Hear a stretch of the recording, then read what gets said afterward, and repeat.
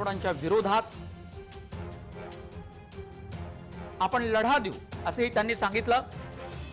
या मंत्रिमंडळ विस्तारावर बोलण्यासाठी आणि विश्लेषण करण्यासाठी ज्येष्ठ राजकीय विश्लेषक जयंत माइनकर आणि मकरंद मुळे आमच्यासोबत जोडले गेलेले आहेत।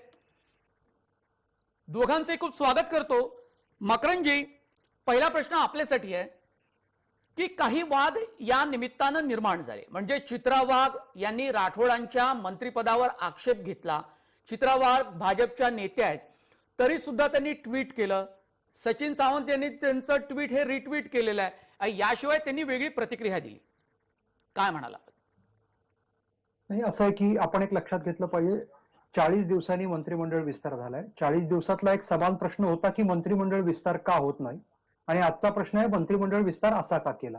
तर ते स्वाभाविक आहे, म्हणजे विरोधकांनी असं प्रश्न विचारणं काही गैर नाहीये। संजय राठोड यांच्या समावेशामुळे हे होणारच होतं, म्हणजे ते काही अरे बापरे असं कसं झालं असं नाही। जर ज्या क्षणी शपथविधी होईल त्या क्षणानंतर अशीच प्रतिक्रिया येणं स्वाभाविक होती, कारण त्यावेळी भारतीय जनता पार्टीने संजय राठोड यांच्या विरोधात, आणि प्रामुख्याने विरोधात म्हणताना त्या एका दुर्दैवी युवतीला न्याय देण्याची भूमिका घेतली होती।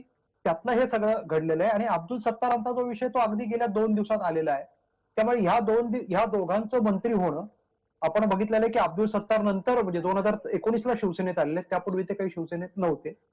त्यामुळे एका अर्थाने आज जो काही शिवसेना शिंदे गट मुख्यमंत्र्यांचा ओळखला जातोय, त्याला कुठल्या कुठल्या टप्प्यात कोणी कोणी सहकार्य केलं असेल आणि कोण कोण पण संजय राठोडांच्या विरोधात आंदोलन उभं करताना चित्रा वाघ यांना पूर्णपणे ताकद त्यावेळी भाजपनं दिली। फडणवीसांनी यावर आक्षेप घेतला नसावा, ती शक्यता नाही? मी तेच म्हणतोय की अशा प्रकारची राजकीय गणितं सगळीच काही आत्ताच्या आत्ता आपल्याला कळणार नाहीत, पण मुख्यमंत्र्यांच्या काही राजकीय कंपल्शन असतील, त्यांना त्यांचा आपला गट एकत्र ठेवायचा आहे। निवडणूक आयोगाकडे ही सगळी केस गेलेली आहे, त्यामुळे गट मोठा आहे आणि आमचाच गट आहे हे सिद्ध करायचं आहे। त्याचवेळी भौगोलिक समतोल आहे तोही सगळा सांभाळायचा आहे।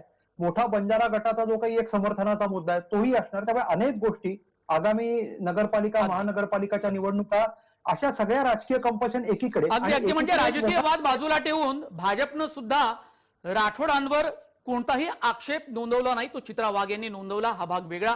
जयंत माइनकर, केसरकरांना मंत्री केलं गेलं, गुलाबराव पाटलांची शक्यता नव्हती कालपर्यंत, त्यांना सुद्धा नव्हती, आणि त्यांना सुद्धा मंत्री केलं गेलं। शिवाय वेगवेगळे चेहरे आपल्याला पाहायला मिळतात, म्हणजे भाजपमधले काही जुने जाणते चेहरे आपल्याला मंत्री मंडळात आपल्याला दिसतात।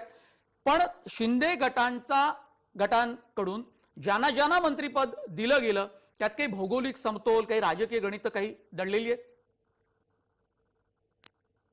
गणित दिसतात मला, भौगोलिक समतोल मला फारसा दिसत नाही। त्याचं कारण असं आहे की मुळात एकाही अपक्षाला त्यांनी घेतलेलं नाहीये, आणि आपल्या बरोबर सेनेचे आलेल्या 40 मधल्या एकनाथ शिंदेच्या सह 10 जणांना मंत्री केलेलं आहे, आणि हे फार महत्वाचं आहे। आता उर्वरित 30 हे कुठे जातील किंवा ते कशा करता आग्रह धरतील, त्या 30 जणांना काय मिळेल हा पहिला प्रश्न आहे। कारण अपक्ष कुठेही गेले तरी हा 40 जणांचा ग्रुप त्यांना एकत्र ठेवणं महत्वाचं आहे।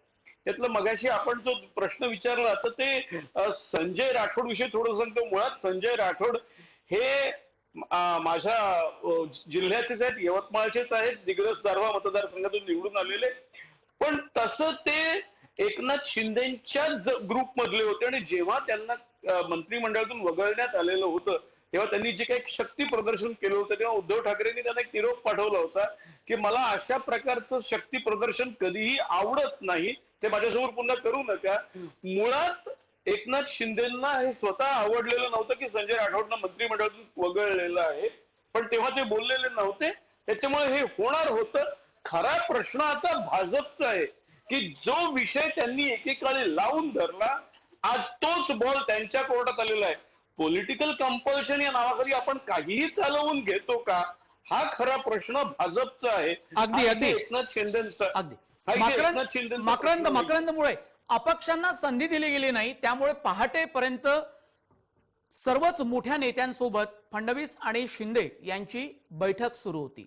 अपक्षांना या पहिल्या विस्तारात स्थान दिलं गेलं नसल्यामुळे त्यांच्या नाराजीची चर्चा होती, त्यात बच्चू कडू यांचं नाव प्रथम आहे।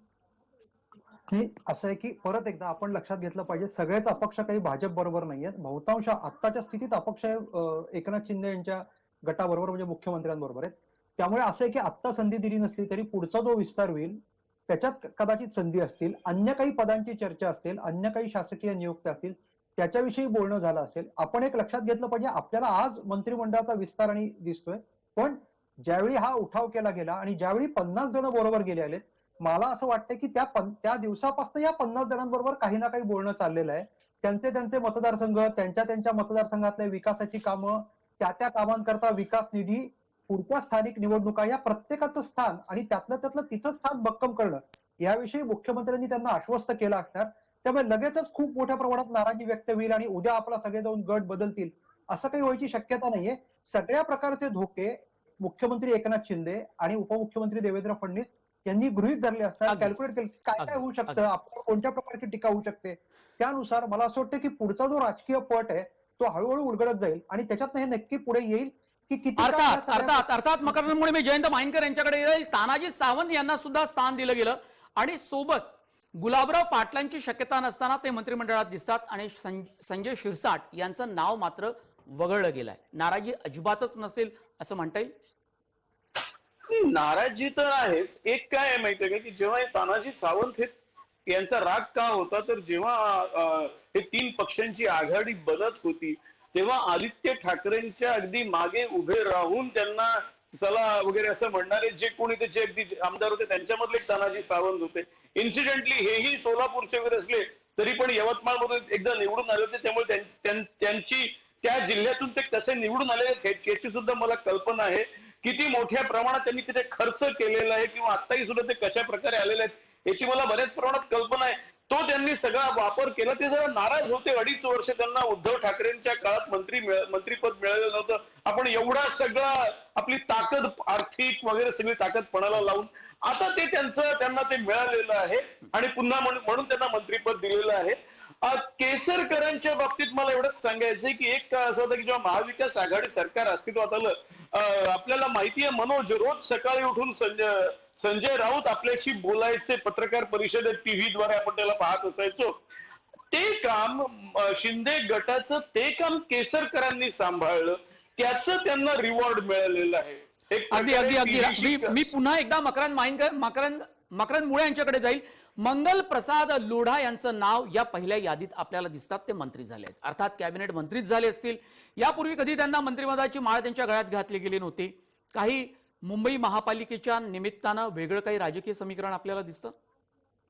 नाही, हे काय अगदी स्वाभाविक आहे. राजकीय पक्षांनी म्हणजे ज्या प्रकारचा फॉर्म आपल्याकडे लोकशाहीचा आहे त्यात निवडणूक जिंकणं आणि निवडणूक जिंकणारा राजकीय पक्ष यशस्वी अशाच आपल्याकडे स्वरूप आहे. त्यामुळे आगामी मुंबई महापालिका निवडणूक जिंकणं हे भारतीय जनता पार्टीने आपलं उद्दिष्ट ठेवलंय, ते लपवून ठेवलेलं नाहीये. त्या दृष्टीने भारतीय जनता पार्टी पाऊल टाकते. मी परत म्हटलं जसं की आता केवळ 18 आमदार मंत्री झालेले आहेत. पुढच्या टप्प्यात मुंबई किंवा ठाणे हा जो सगळा स्थानिक स्वराज्य संस्थांचा परिसर आहे तो लक्षात घेऊन तिथल्या आमदारांना मंत्रिमंडळात त्याचा समावेश केला जाईल.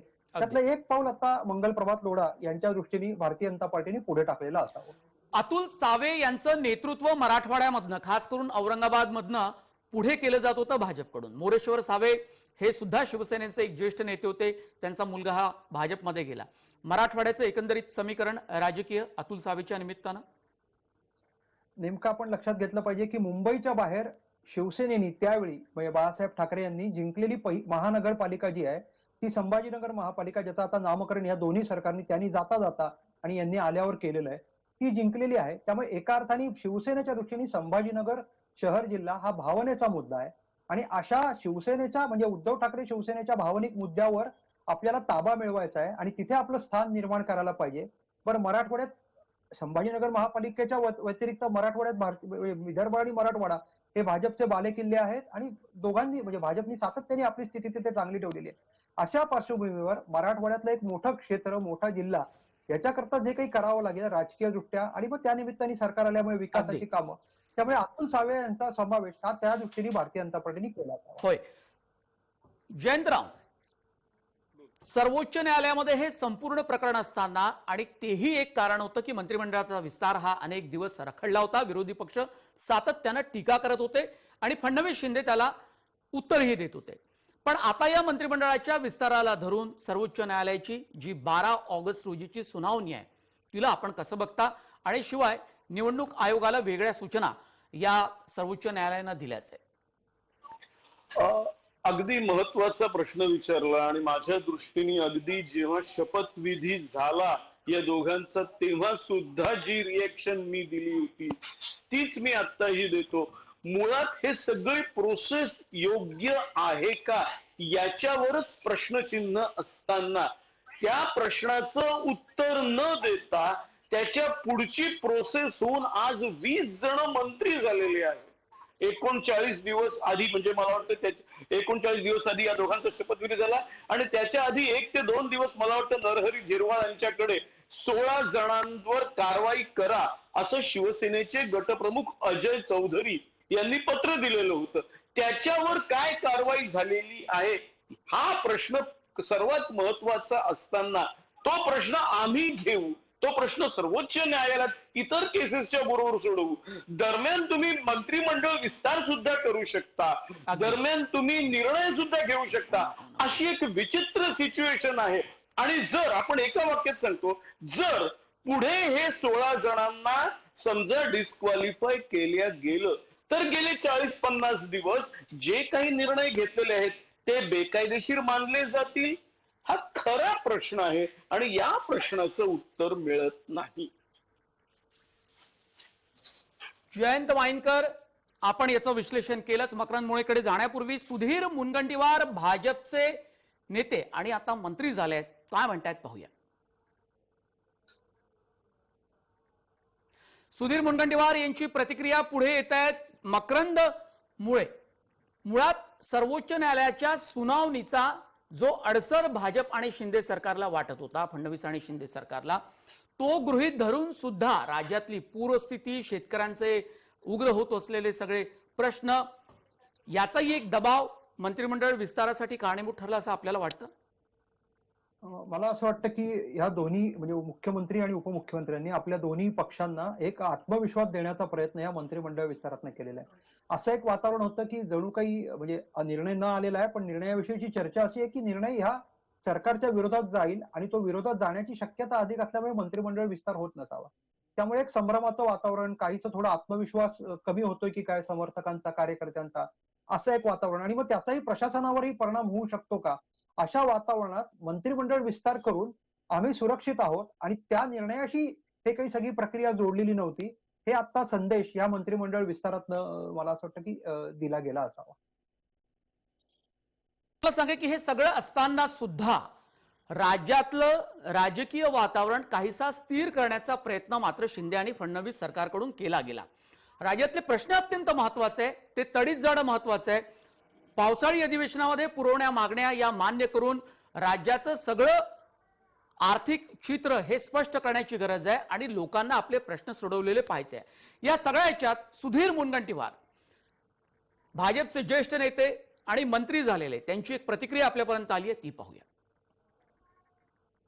आपल्यासोबत मंत्रिमंडळ विस्तारामध्ये ज्यांनी आता शपथ घेतली, सुधीर मुनगंटीवार आपल्यासोबत आहे. तुम्ही भाजप आणि शिवसेनेच्या सरकारमध्ये वित्त खातं सांभाळलेलं होतं आणि वन विभागाचं देखील सांभाळलं होतं आणि त्याचं श्रेय तुम्हाला दिलं जातं. या सरकारमध्ये तुमच्याकडे काय जबाबदारी दिली जाऊ शकते तुमच्या मते? जेही खातं देईल, मराठी भाषा विभागही दिला तर मराठी आणि त्याच्या कल्याणासाठी काम करेल, सांस्कृतिक कार्य दिलं तरीही काम करेल. मला कोणतं खातं दिलं हे माझ्यासाठी आयुष्यात महत्वाचं राहिलं नाही. जीव ओतून काम करणं हा माझा संकल्प आहे. जेही खातं मला दिलं, उद्या पर्यावरण विभाग दिला तर ऑक्सिजन वाढवेल, कार्बन डायऑक्साईड कमी करेल, त्याच्यामुळे तो प्रश्न उपस्थित होत नाही. खातं कोणतंही दिलं आनंदाने त्या खात्याचं मनापासून काम करायचं. आता तुम्ही मंत्री झालात, तुमच्या पुढे आता प्राधान्य नेमके कोणत्या गोष्टी पुढे प्रश्न असणार आहे का? राज्यात अनेक गोष्टी आहेत, त्याला तुम्ही कोणत्या म्हणजे जे संकट आता राज्यावरती आले, विरोधक ज्या पद्धतीने टार्गेट करतात, त्या अनुषंगाने सर्वात पहिलं लक्ष तुम्ही कोणत्या गोष्टी केंद्रित करा? 14.85% या महाराष्ट्राची लोकसंख्या अतिशय दैन्य अवस्थेमध्ये जगते आहे. नीती आयोगाने परवा जेव्हा घोषणा केली की केरळसारख्या राज्यात 0.7 आहे, आमचे 14.85 आहे, तर गरीबों के सम्मान में महाराष्ट्र सरकार मैदान में या भूमिकेतून काम केलं पाहिजे. प्रशांत गोडसे, जय महाराष्ट्र. मुनगंटीवार अत्यंत आनंदी दिसत होते. जे मंत्री झाले ते खरंच आनंदी आहेत आणि बाकीच्यांना या मंत्रिमंडळाच्या पहिल्या विस्तारात स्थान मिळालं नाही त्यांची नाराजी सुद्धा तितकीच स्वाभाविक आहे. दोन्ही मान्यवरांचे मी धन्यवाद मानतो आणि बुलेटिनमध्ये इथेच थांबतो. आपण पाहत राहा ताज्या बातम्यांसाठी. जय महाराष्ट्र.